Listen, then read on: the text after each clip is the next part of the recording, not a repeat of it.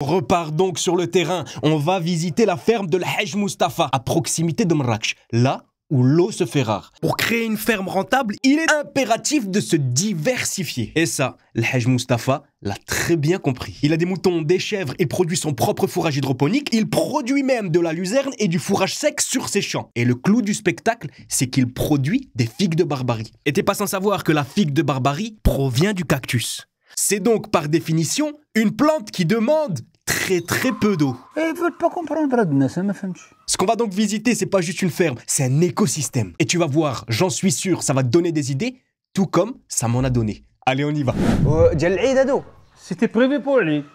Et alors maintenant le Hajj c'est quoi? Maintenant c'est prévu pour le gazère. Pour le gazère. pour le boucher. J'ai fait un effort sur l'énergie. Je ne paye même pas un rond maintenant pour l'énergie. Je ne veux rien savoir. Je voudrais plus payer pour l'ONE. Je ne paye même pas un rond. Jour et nuit, hein, j'ai gagné presque 700 dirhams par semaine. Par semaine? Regardez ce petit agneau. Ouais.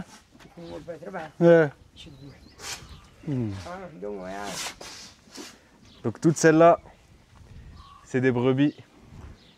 هادو شوف في la saison ديال l'anoc. J'ai pris une trentaine. Tu sais combien? 8000 dirhams là. La brebis. Rapidement, pour ceux qui ne sauraient pas ce que c'est l'ANOC, en fait, c'est une subvention qui est donnée aux éleveurs pour préserver des races bien précises. Dans la région de Marrakech, par exemple, c'est la race Sardi. Chez moi, à Ouelmez, c'est la race Timahdi. Mais moi, par exemple, à Ouelmez, si je veux élever des Sardis, je ne pourrais pas être subventionné parce que c'est pas leur région d'origine. Le but du Maroc, c'est que ces races locales, ces races autochtones ne s'éteignent pas. Il peut aller jusqu'à 10 000 dirhams. C'est sélectionné, c'est la race. La pure race. Pure race. Du Sardi. هذا je l'ai payé 10 000 dirhams هذا. وهذا 15 000. Comme il y a 120 moutons, il faut dire. Ouais. C'est quoi? T'as égoulou 50 à peu près. Est-ce que ça a cassé un petit peu les plans, le fait que l'Eid n'ait pas lieu? Pour ceux qui ont leur mouton en termes d'élevage, c'est pas tellement dur. Mais pour ceux qui ont acheté pour le revendre, ça c'est... Et le pire, c'est que soit, le pire qu'ils ont prêté de l'argent. Ils ont pris des crédits pour acheter le haouli. Le haouli ne vaut même pas la moitié de ce que c'est de son prix. Là, là, ça. Bzef. Mes moutons, je les produis à la fin, il me revient à moins de 500 dirhams. Ah ouais? Le mec là et tout. Même tu produis le mec là. Ouais, voilà, ouais. On va jouer à un petit jeu. Est-ce que tu sais combien ça coûte par jour d'élever un mouton? Je vais te laisser quelques secondes pour y réfléchir. En fait, pour un éleveur lambda, s'il veut élever des moutons, ça va lui revenir entre 6 à 8 dirhams par jour. Donc si t'en as 100, le calcul il est vite fait. Ça va te coûter entre 600 et 800 dirhams par jour. Ça revient à plus de 20 000 dirhams par mois. Typiquement, chez moi, dans ma ferme, vu que je produis tout, je produis mes céréales, je produis ma paille, je produis mon foin, ainsi que le fourrage hydroponique. J'arrive à un coût moyen de 1,50 dirham, voire 2 dirhams par jour et par mouton. C'est juste imbattable. L'élevage, c'est rentable à la seule et unique condition de maîtriser les coûts. واش غتبيعها؟ اش غيعطوك فيها؟ دابا ما بقاش كتذبح. ما تذبحش. لا ما كتذبحش. لا عبد الله. عتقوا ايش؟ لا ما كتذبحش اصاحبي. انت قلتي انت راني متفق معاك تقول لي نقول لك واخا.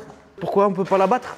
Parce que ils veulent garder les femelles. Que ce soit sur le mouton, que ce soit sur les chèvres, que ce soit sur les vaches. C'est quoi cette race? C'est pas Holstein, elle dit. Holstein. Ah, Holstein. Elle dit pour le lait. Oh, me paraît bien, me paraît relais là, tout là. Oui, les jeunes encore. Ouais, je voudrais faire un essai de la coupler. Ah, avec quoi, un beldi? Avec un beldi ou avec un artificiel. Ah, tu le choisis sur catalogue? Ouais. J'aime les chèvres. Moi aussi, j'aime, c'est marrant. Tu sais qu'il y a une race là, alpine. Apparemment, elle donne jusqu'à 12 litres de lait. Ah, incroyable. Le nord. Mais 12 litres, ça veut dire que c'est plus rentable d'avoir une chèvre qu'une vache. Que dire vache? Ouais. J'ai une petite précision à apporter quant à la quantité de lait que je viens de t'annoncer. En fait, 12 litres, c'est pas la norme, c'est pas la moyenne. c'est plutôt un record. Il faut plutôt t'attendre à 5 à 6 litres de lait par jour. Mais c'est déjà énorme, parce qu'il faut savoir que le lait de chèvre, déjà, il est plus cher que le lait de vache. Et deuxièmement, avec le prix d'une vache, tu peux acheter une dizaine de chèvres. Une vache, ça coûte dans les 35 000, 40 000 dirhams. Une chèvre, ça coûte dans les 3 000, 3 500 dirhams. Donc, si tu arrives par exemple un problème sur des chèvres, tu en as une dizaine. Donc, ça limite grandement les risques de tout perdre. Et puis, la vache, elle boit énormément d'eau. Elle n'est pas adaptée au climat marocain parce qu'il faut savoir qu'à part la vache ou le meszaïr, toutes les vaches qui sont importées au Maroc, elles souffrent à partir de 25 degrés. Elles sont pas faites pour des climats aussi chauds que le Maroc. Et donc, en partant de ce principe, il est préférable d'élever des animaux qui sont adaptés au climat. Et la chèvre en est le parfait exemple. Le fourrage qu'on a récupéré de le champ, ديالك j'ai récupéré presque 500 boîtes. T'as pas loin de 7 tonnes alors. كل botte يكون فيها شي 15 كيلو. هذا فصل كيف وهذا لاباي دو كاوكاوي عندك الكاوكاو؟ كنشريوه شحال دايره الباله ديال الكاوكاو؟ 45 dirhams. Et au niveau des nutriments مزيانه؟ c'est vrai؟ C'est très bien. ومنين انت تجي؟ من المغرب؟ الماء المغرب راه كاين في لونور كيديروا كاوكاو جيتنا العرايش ولا شي. Ok. Mais 100 fois ça plutôt que de la paille. اي اي فوت با كومبروندر هاد الناس ما فهمتش. C'est... لا كومباريزون اونتر لا باي وهذا ما كايناش. Tu vois? Allah Akbar. C'est bien des fois que les gens ils veulent pas comprendre. C'est bien pour nous. Parfois. Ouais. والله.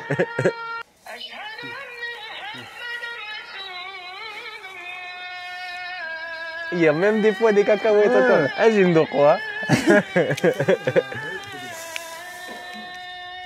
Une pour toi, une pour moi. Hein. اش اللي دار بجوج كاع. Non, non, une pour toi, une pour moi. Bismillah. بسم الله. مسامحة. Bismillah.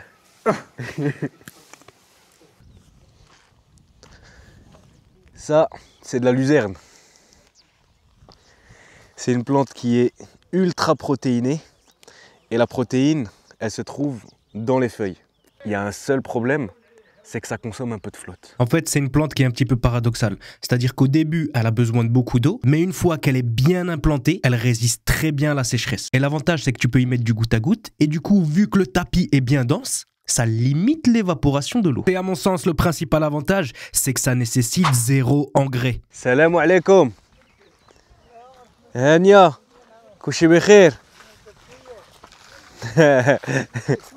شويه تتحيد الكوت غوت مش شحال الوقت باش يطلع بحال هكا 20 يوم 21 يوم تحل ما دايرهاش ما عندك ما عنديش ولكن غادي نديرها ان شاء الله ومشحال الوقت هي تتبقى في الارض شي 5 سنين يمكن اكثر دابا انا راه جيت هنايا راه عندي واحد 3 سنين هنايا باش زرعته وغيبها تبارك الله تبارك الله ما فيها عافيه يكون عندك الماء خممت فيه لا نوامن كاين الماء كاين الماء موجود كاين الماء موجود الحمد لله ما فيها حتى حاجه هذه ما عندك ما تخسر عليه ما خاسر دواء ما خاسر ما ديرش دواء ما ديرش لا نقول حاجه ما دير عليه يمكن دير الغبار شويه هاد الغبار لا الغبار دير في الاول ولا بغا يتحرك La luzerne, c'est la plante fourragère par excellence. C'est hyper protéiné. Et la protéine, c'est le nerf de la guerre. Elle se fertilise une fois au départ et pendant plusieurs années, on peut la faucher jusqu'à 10 fois par an. À la seule et unique condition que ce soit bien irrigué. Mais voilà. Beaucoup au Maroc n'ont pas accès à l'eau. En tout cas, pas en abondance, pas assez pour irriguer des champs. Alors, il y a une alternative qui est connue et reconnue à travers le monde. Il s'agit de la production de fourrage vert hydroponique qui permet d'économiser plus de 90% de l'eau qui normalement est utilisée en plein champ. Alors justement, en parlant de la production de fourrage hydroponique, on retourne chez le Haj Mustafa visiter son unité de production. L'opération, ça commence là. Ça, c'est les plateaux qu'on va utiliser après. On amène de l'orge, on le met dans ce bassin, on le trempe dans le bassin, on le laisse pendant presque 12 heures, 14 heures. On enlève cette eau, on le relave encore une deuxième fois, on le met dans les plateaux et on le met dans la chambre noire ici. Ok. Combien de temps tu le mets dans la chambre noire? Pour 24 heures. 24 heures. Et comme les germes se sortent, Ouais. on fait sortir et on les met dans les casiers. On les met dans les casiers. Les casiers, il y a la lumière qu'il faut. Il y a la pulvérisation qui est automatique. Il y a le climat aussi. Il y a tout ce qu'il faut. Ta pièce, elle est bien, elle a un gros potentiel, mais le mec, il s'en occupe pas bien. C'est pour ça que je vais virer celui-là. Maintenant, on est en période d'arrêt. Mais il y avait quelqu'un qui va venir, qui va s'en occuper. Il y a une chose importante. Dans les plateaux, ما خصكمش تكتروا من الشعير. Moi, je me disais, إلا كترت منه غادي يعطيني بزاف ديال الفراج. ولكن لا بالعكس دار لي الغمولية. Et en plus de ça, je perds beaucoup d'argent parce que les graines لتحت, elles poussent pas. Elles sont étouffées. Ils sont étouffés. Tu sais là, les plateaux, très importants, il faut qu'ils les prennent, qu'ils les mettent à désinfecter dans de la javel et les frotter. Tu sais le problème qu'on a ici au Maroc en général, il n'est pas sur l'horloge, n'est pas sur la machine, sur l'humain. Ouais. Ils veulent pas avancer. Qu'est-ce qu'ils veulent? Maintenant les gens ils me cassent la tête pour les acheter. Maintenant ils veulent payer maintenant. ولكن tu sais, il est péché de les vendre avant qu'ils soient. Ouais, je sais, ouais. Tu peux pas vendre quelque chose que t'as pas encore. Voilà, ils veulent pas comprendre القضية.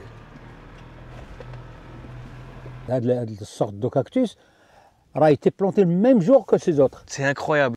On était en train d'apporter des fumiers pour fertiliser la terre. Et on est tombé dans un tas de sueur, de ferran, remade. Ok. Il n'y a pas mieux que remade pour le drag. Ne cherche pas l'engrais, le drop de remade. Tabark Allah, Mustafa, attends, j'ai pas vu ça. Waouh. Allahumma barik. Amrin. Ah, tu m'étonnes que les mecs ils veulent te les acheter. Alors, quand ils sont prêts, tu viendras, tu prendras une caisse. Et t'as dit c'est 60 dirhams le kilo. Il a sur Macro, sur les grandes superficies. Ça veut dire pas loin de 10 dirhams.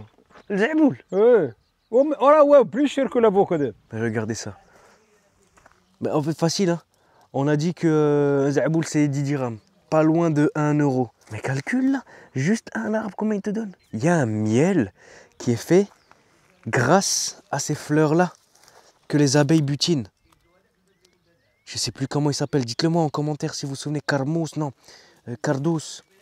Un miel qui est ultra connu et qui pique la gorge. C'est comme s'il était poivré. Apparemment, il y a des gens qui veulent imiter ce genre de miel. Et du coup, ils mettent justement du poivre dedans. Mais quand tu manges ce miel et qu'il te pique la langue, c'est que c'est pas du vrai. Le vrai, il ne doit pas te piquer la langue, il doit seulement te piquer la gorge. En ce moment, la viande, il faut l'éviter. Ça. Wallah. Parce que d'après la nourriture, c'est des composants industriels. Où tu vas trouver un animal qui mange dans la nature. Andy. Moi, je leur donne pas de sikalim. Pas de shmandar. طبيعي 100%. هذا مزيان. والغبار تاعهم il va retrouver dans les champs qui fait pousser ce que eux ils vont manger. الحاج, une fois n'est pas coutume, hein. Une fois n'est pas coutume, hein. Ça me rappelle des souvenirs. Tabarakallah. C'est un tagine qu'on a préparé ici. Bismillah.